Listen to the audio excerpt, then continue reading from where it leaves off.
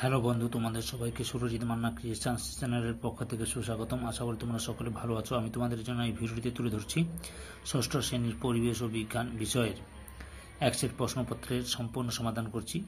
তার আগে তোমাদের কাছে অনুরোধ, তোমরা ভিডিওটি না টেনে পুরোটা দেখো। ভিডিওটি কেমন লাগলো কমেন্ট করে জানিও, ভিডিওটিতে লাইক দাও এবং শেয়ার করো।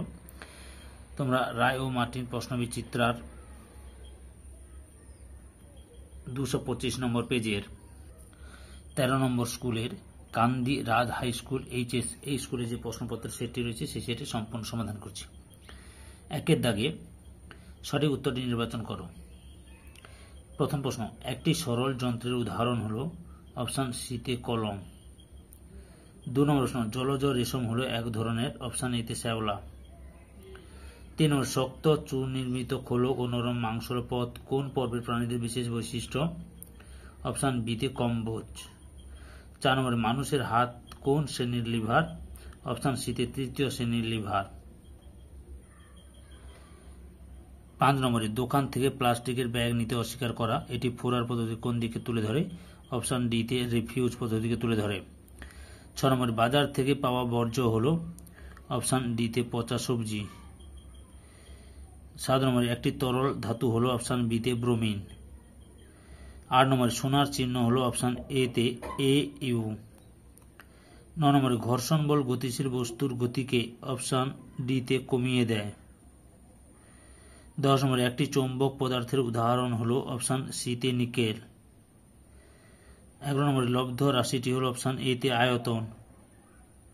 12 নম্বরে, আগুন জ্বলতে সাহায্য করে, অপশান বিতে অক্সিজেন। 13 নম্বরে, নৌকার হালের কাজ করে মাছের যে পাখনা সেটি হলো, অপশান সিতে পুচ্ছ পাখনা। 14 নম্বরে, বাস্তুতন্ত্রের শক্তির প্রবাহ সর্বদা, অপশান এতে একমুখী। 15 নম্বরে, তড়িৎ পরিবহন করে, অপশান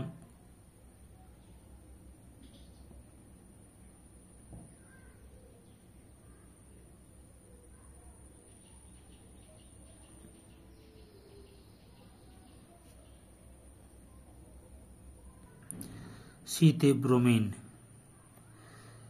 16 নম্বরে, একটি জৈব অভঙ্গুর বর্জ্যের পদার্থের উদাহরণ হলো, অপশান এতে ইঞ্জেকশনের সিরিঞ্জ।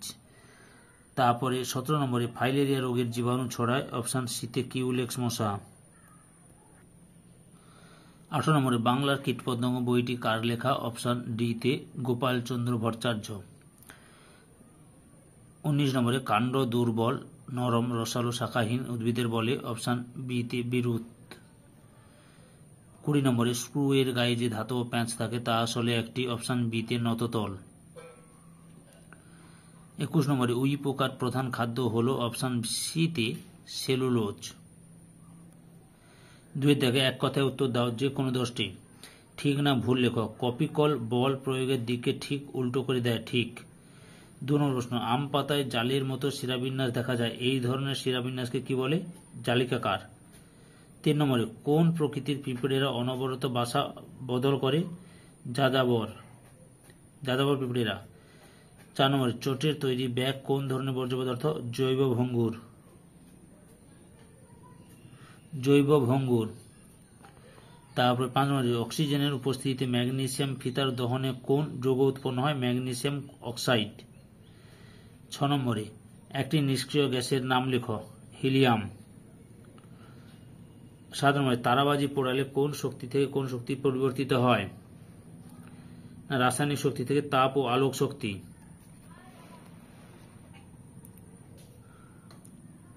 8 দাগে, কোন যন্ত্রের সাহায্যে উদ্ভিদের বৃদ্ধি পরিমাপ করা হয়, অক্সানোমিটার।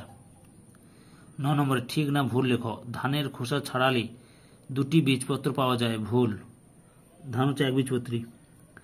10 দাগে, বেমানান শব্দটি খুঁজে বের করো, dengue, Aedes, polio, typhoid, polio. 11 নম্বরে, তোমার বাড়িতে তৈরি হওয়া একটি জৈব ভঙ্গুর বর্জ্য পদার্থের নাম হচ্ছে সবজির খোসা, আর একটি জৈব ভঙ্গুর বর্জ্য পদার্থের নাম হচ্ছে কাঁচের টুকরো। 12 নম্বরে, সৌর কুকার চালু করা হলে কোন শক্তি কোন শক্তিতে রূপান্তরিত হয়, আলোক শক্তি তাপ শক্তিতে রূপান্তরিত হয়। 3 দাগে শূন্যস্থান পূরণ করো। 1 দাগে, সারা বছরের সৌরদিন যোগ করে যোগফলকে 365 দিয়ে ভাগ করে আমরা পাই গড় সৌরদিন। 2 দাগে দ্রবণ থেকে কঠিন পদার্থের কেলাস তৈরির পদ্ধতিকে ড্যাশ বলে? কেলাসন বলে। 3 নম্বরে দ্বিতীয় শ্রেণীর লিভারে আলম্ব ও বলের মাঝামাঝি জায়গায় ড্যাশ থাকে? বাধা। 4 নম্বরে রেডিওর নব আসলে ড্যাশ এর উদাহরণ? চক্র ও অক্ষদণ্ডের উদাহরণ। তারপরে 4 দাগে লক্ষ্য করো, নিম্নলিখিত প্রশ্নগুলির সংক্ষিপ্ত উত্তর দাও, যে কোনো 7টি। 1 নম্বরে ব্যক্তবীজী ও গুপ্তবীজীর মধ্যে 2টি পার্থক্য লেখো। এই দেখো পার্থক্যটা দেখে নাও।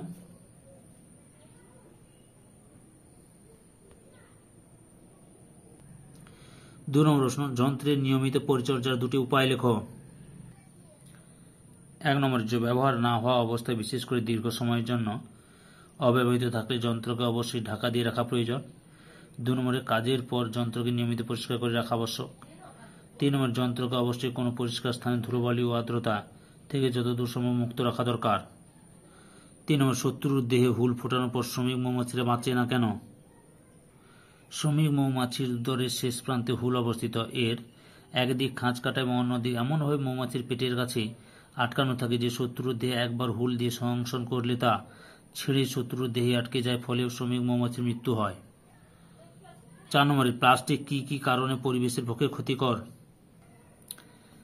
প্লাস্টিক বিভিন্নভাবে পরিবেশের ক্ষতি করে, যেমন প্লাস্টিকের মাটিতে মেশে না ফলে জমতে থাকে এবং মাটির উর্বরতা কমে যায়, ও বৃষ্টির জলকে মাটির নিচে চুঁয়ে যেতে বাধা দেয়, ফলে মাটির নিচে স্বাভাবিক জলস্তর নেমে যায়।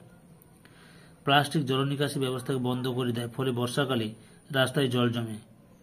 ঘাস পাতার সঙ্গে গবাদি পশুরা প্লাস্টিক খেলে তাদের পেটের গণ্ডগোল দেখা দেয়। জলাশয়ে জমা প্লাস্টিক মাছ, কচ্ছপ প্রভৃতি প্রাণীদের মৃত্যু ঘটায়। প্লাস্টিক পোড়ালে বিষাক্ত ডাইঅক্সিন গ্যাস সৃষ্টি করে, যা ক্যান্সারের কারণ। 5 দেখো, পরিস্রাবণ কাকে বলে? যে প্রক্রিয়ার সাহায্যে কোনো তরলে অদ্রবীভূত ভারী কঠিন পদার্থের সূক্ষ্ম কণাগুলিকে ফিল্টার কাগজের মাধ্যমে পৃথক করা হয়, সেই পদ্ধতিকে পরিস্রাবণ পদ্ধতি বলে। 6 নম্বরে জলের মধ্যে তড়িৎ পাঠিয়ে যে 2টি মৌল পাওয়া যায় তাদের নাম লেখো। হাইড্রোজেন ও অক্সিজেন। 7 নম্বরে এসআইতে বলের একক কি? এসআইতে বলের একক হচ্ছে নিউটন। পৃথিবীতে সমস্ত শক্তির মূল উৎস কি? সূর্য। 8 দাগে খাদ্যজাল শব্দচিত্রের মাধ্যমে দেখাও। এই যে এই ছবিটা আঁকবে তোমরা, খাদ্যজালের ছবিটা।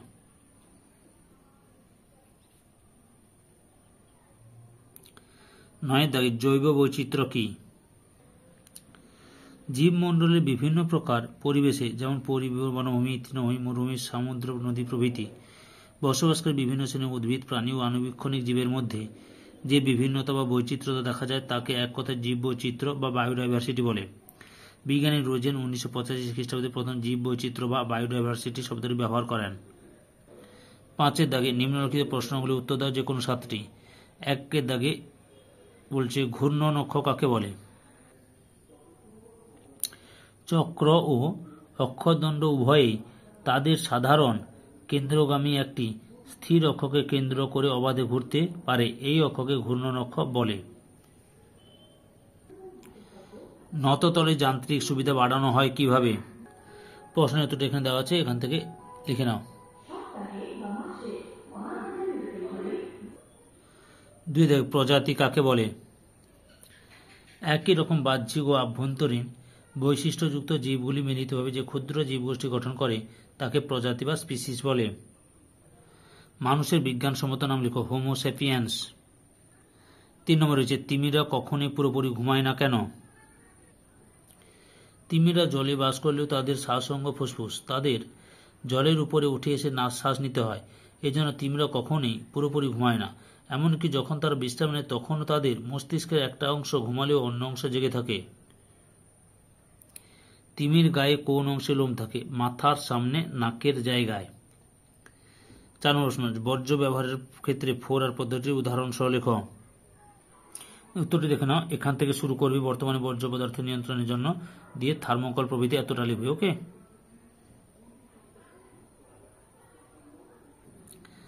5 দাগে যোজ্যতা কাকে বলে?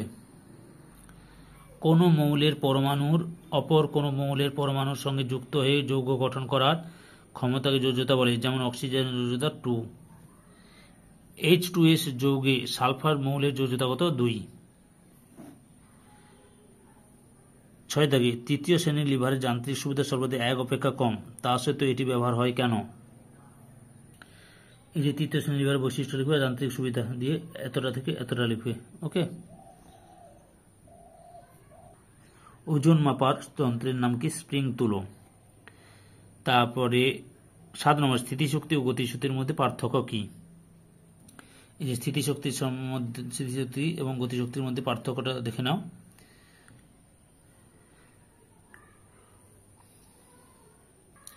পরিশ্রম করলে আমাদের দেহ থেকে যে শক্তি খরচ হয় তা আমরা কোথা থেকে পাই? খাদ্য থেকে পাই। 8 নম্বর প্রশ্ন, লিন্ডেম্যানের 10% সূত্রটি লেখো। এক পুষ্টিস্তর থেকে অন্য পুষ্টিস্তরে স্থানান্তরকরণের সময় শক্তির কতটা অপচয় ঘটে তা বিজ্ঞানী রেমন্ড লিন্ডেম্যান প্রথম দেখিয়েছিলেন। তার ব্যাখ্যাকে 10% সূত্র বা ল অফ 10% বলা হয়। লিন্ডেম্যান সূত্র প্রতিটি পুষ্টিস্তরের গৃহীত শক্তি 10% ওই পুষ্টিস্তরের জীবদের দেহ গঠনের কাজে লাগে, যা পরবর্তী পুষ্টিস্তরের জীবেরা গ্রহণ করতে পারে। বাকি 90% শক্তির স্থানান্তরকরণ হয় না। আয়তক্ষেত্রের ক্ষেত্রফল নির্ণয় সূত্রটি লেখো। দৈর্ঘ্য গুণিতক প্রস্থ। 9 নম্বর প্রশ্ন, আন্তর্জাতিক প্রমাণ মিটার কাকে বলে? ফ্রান্সের প্যারিস শহরে 1889 খ্রিস্টাব্দে international bureau of weights and measures নামক সংস্থায় 0 ডিগ্রি সেলসিয়াস তাপমাত্রায় রাখা প্ল্যাটিনাম ও ইরিডিয়াম এর সংকর ধাতু তৈরি একটি দণ্ডের দু প্রান্তের মাঝের দূরত্বকে আন্তর্জাতিক প্রমাণ মিটার বা প্রমাণ 1 মিটার বলে। লব্ধ একক কাকে বলে? উদাহরণ সহ লেখ। সমজাতীয় বা বিভিন্ন জাতীয় এক বা একাধিক প্রাথমিক এককগুলির সমন্বয় ঘটিয়ে যে এককগুলি গঠন করা হয় তাদের লব্ধ একক বলে। উদাহরণ, লব্ধ রাশিসমূহ অর্থাৎ বেগ, ত্বরণ, বল, কার্য, ভরবেগ ইত্যাদির একক। 10 নম্বর প্রশ্ন, শিম্পাঞ্জিদের খাদ্যের প্রকৃতি বর্ণনা করো। শিম্পাঞ্জিরা সাধারণত ফল, ফুল, শাক, পাতা বেশি খায়। শিম্পাঞ্জিরা পাথর দিয়ে আঘাত করে খোলা ভেঙে বাদাম খায়।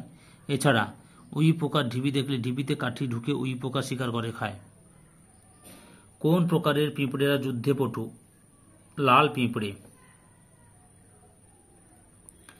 সম্পূর্ণ ভিডিওটি দেখার জন্য তোমাদের সবাইকে অসংখ্য ধন্যবাদ। পরবর্তী সেট 14 নম্বর স্কুলে নিয়ে আলোচনা করব।